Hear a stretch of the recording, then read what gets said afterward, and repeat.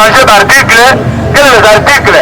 ont permis la constitution. La période où Joseph Kabila a fait la révision constitutionnelle, c'est la guerre. En 2011, c'est la guerre. Voilà. Et c'est ce qui, nous avons qui peut demander, Congo Zagili, M21 en 2013. Dans la forêt, Congo Tchilombolelo. Il y a même des FCC dans l'OB. Il y a même des FCC dans l'OB expliquer. Peuple congolais, ça va mailler le pardon. Bien sûr, dans FCC, les gens ont pu s'habituer. Bien sûr, dans FCC, on doit dire le mouton et le bishop de Gassel. Bien sûr, dans FCC, on doit imposer le bishop de Joseph Kabila. Les gens ont pu s'appeler peuple congolais. Mais le corps va comprendre que ça qui m'a fait et que y a mon logo à bishop. Ce qui va y être au Sangana, pour nous redonner le Tchilom. Tosangani, Tobengani Tchilom. Là, on te rezonga, de l'EPC Bango, Binope, et c'est notre boquet. On va te montrer le bishop, Tobengani, Zamanani. Ce qui est la salité, c'est le bishop, Binope, va te salité. Binope, va te salité, ça va faire voir. À la faille,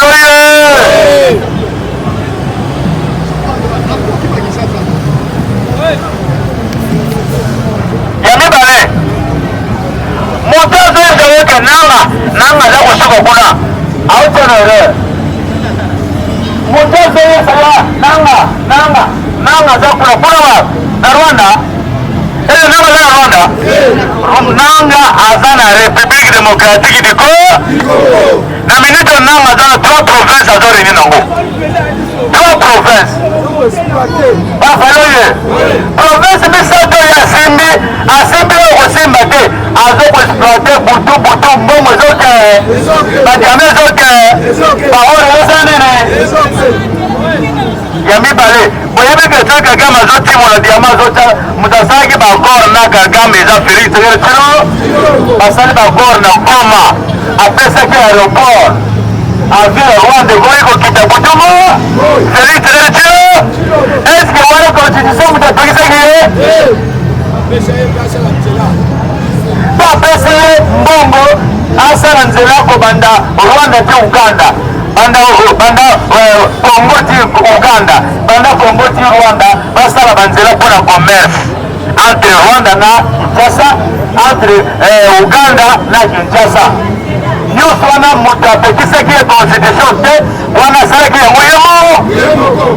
mabe constitution na boye FCC bamatisi mongongo lokola Fayulu lokola Moïse Katumbi na rappele yo Katumbi alobi soki Tshisekedi ameki qui vivra vers wana moya Katumbi moya Fayulu alobi Tshisekedi azosimba azobandi kosakana na moto lokola mwana mo na kotikela ata mokolo moko te arevize constitution change constitution nga moko na kozala na nzela na peuple na nde nasalaki yango na Kabila na kosala yango mpe pai na moto amesitata ye koloba nanga na bato ozala na M23 balobisaki emeki ata virgule moko change biso tokoproklame bamboko tozwi kotola eseko bapei mosusu eya suka lobi ezalaki FCC balobi boye banasala oye babandi na koloba biloko mosusu oyo tino balingi asimbela constitution bango batuni Félix tangela biso na mandat Joseph Kabila 2006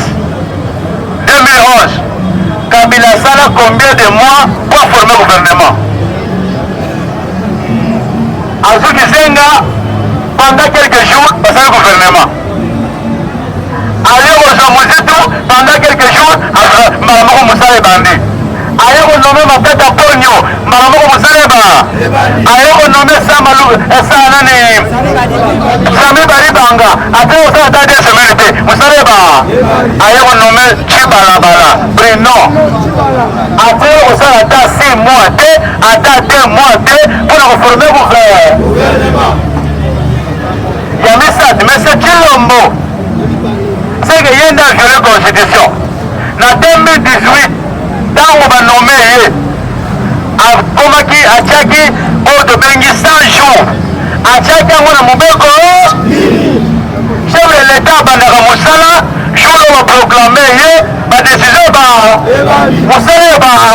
gouvernement eyaka après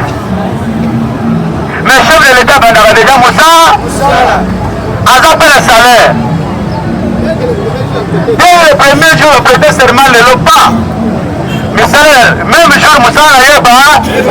achange na binde na ye achange babinde nyonso abandi kozwa badesizio nyonso wana ye liboso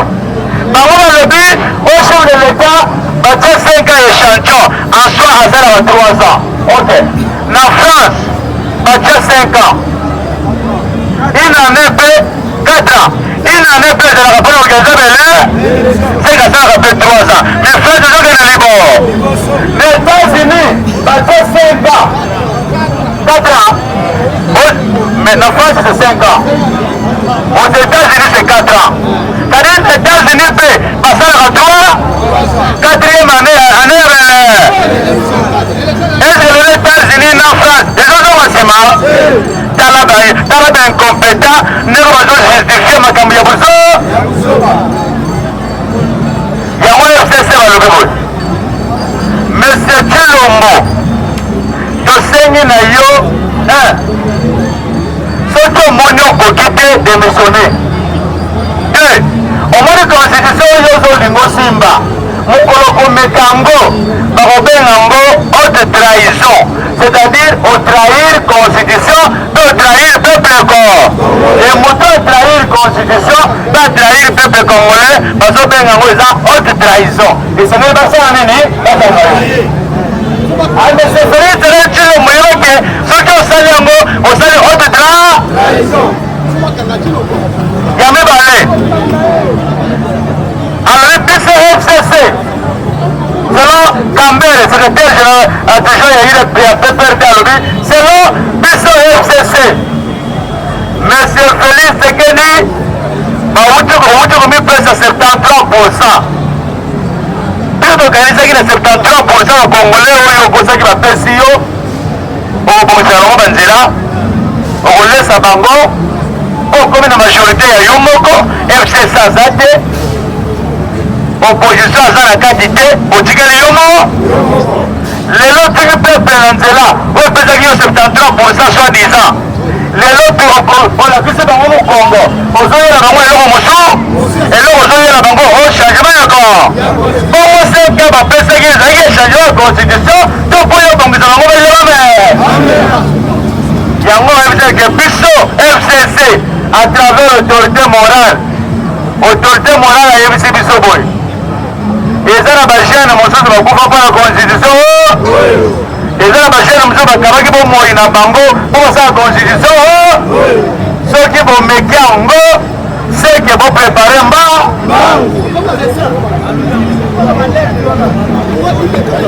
banafeloye ayebisi bango eza yo Félix moto sirie bakor na gagam barafinaka or na biso na diama eze moto atindaki yo constitution te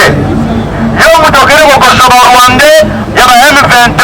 oyela bango awa na Kinshasa osali na bango pendant 14 mois lelo babalukeli yo ekomi kao constitution te constitution ya Congo esalemi na bakongolais bapays mosusu oyo bayaki mpona kobakisa makanisi na eloko bazosala MONUSCO azalaki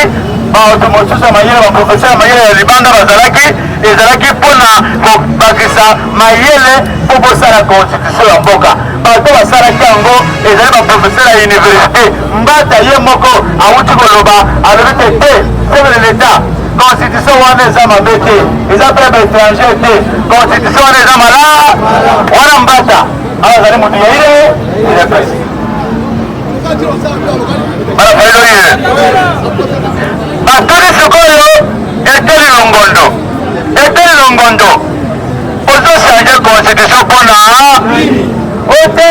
constitution oyo ezopermettre etele chef de l'état asala mosala ayebisi bango tangela eza baarticle ya constitution oyo ezopermettre na chef de l'état te asala mosala ote l'article 217 oh non il faut signer et puis kopesa souveraineté mboka na biso kopesa na mabe balobi te balobi bango te la constitution c'est le bino bozosala confusion bino bataki de pese bozosala confusion na motu ya pepeko ale journaliste azwi atangeli bango constitution bana falo ye baye kotuna professeur moko ya de molu azalaki na kati wana na radio kapaleli mama journaliste epekisi te constitution bareviser baarticle ya constitution mais façon tozomonela UDPS façon tozomonela chef de l'état aza na ye na kochange aza na posa ya korevise constitution te mais alingi kaka touche likambo ya mandat ya chef de ayebisi bakoki aza ngai nazali na nga ndeko Félix nazaka saye mais awa naza professeur ya université natangi droit oyo natangi esengeli mboka na ngai kende liboro le chef de l'état n'est pas empêché dans cette alobi boye mama bato bazosala na constitution oyo alo constitution oyo eza na makambo ya malamu kolela bamboka mosusu alobi bachangera constitution nyonso te po constitution nyonso eza mabe te mais UDPS azosala yango mpona nini adouble mandat ya chef de l'état elongwa de 5 ans à 7 ans pe ete elongondo alobi ya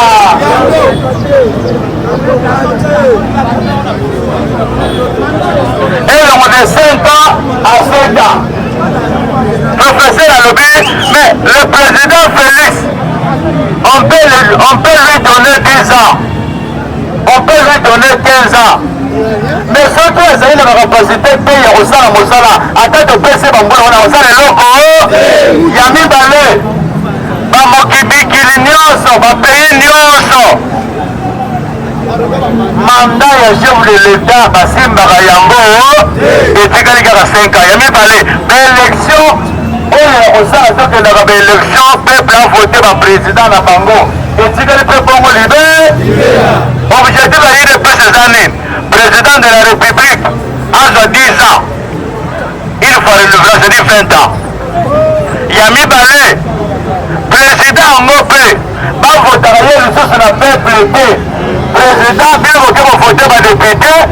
na parlement président boke bovote bako objectif na bango yango ntango bakorompre bayeba basu na vote bamipesi majorité wana bakomimisa président na ba démarche na bango yango nyonso wana eza nini après Félix Auguste Kabuya eteli longondo après eteli longondo batie Mukende après Mukendi batia Mushinga après Mushinga batia objectif na bango yango omwekomorwayemutolwayemute ese kosimba na sepeli na bakongolais nyonso ezala ya pouvoir ezala ya opposition ezala ya société civile ezala ya église baboyi na bango makambo ya tilo yango wana mwana fayulu zala alese eloko kosalema yo ete longoda wanga na lune onobozala pese et d'abord nga mpe naza contre chef de l'état azala 2 mandats to 3 mandats nga mpe naza contre mais soya apese chef de l'état apesi kaka likanisi tokanda tosolola yango totala likanisi yango kozala ndenge nini na wangani cest bayaki nango bameka na mitu ya peuple congolais batia l'esprit ya peuple ko bango siko bakuteli mpe na libanga babinoyo baregistre contre biso bana wana ndeko mayema koleka na mboka na yo mboka na ye sisekedi akomisango na danger insécurité ezali bamutu bakoboma baMFC bakobota bamboka bazopusana lobi bakokoma bawutikisangani mutu akozosolution na biso aza te me ye alingi achange constitution biso nyonso tokoboyaya yebisaka bana na yo yebisa mwasi na yo yebisa ndeko na yo aza pembeni Tshisekedi akomeka constitution oyo te soki ameki aba bakongolais nyonso yatina na bandeko na yatina kosala royaume luba me baroyaume Congo royaume luba royaume lunda ekozonga tokoma na République démocratique du Congo 5 ans tosali ba élection président mosala asali nini au royaume aba kasi nzambe apambola bino tomonanelo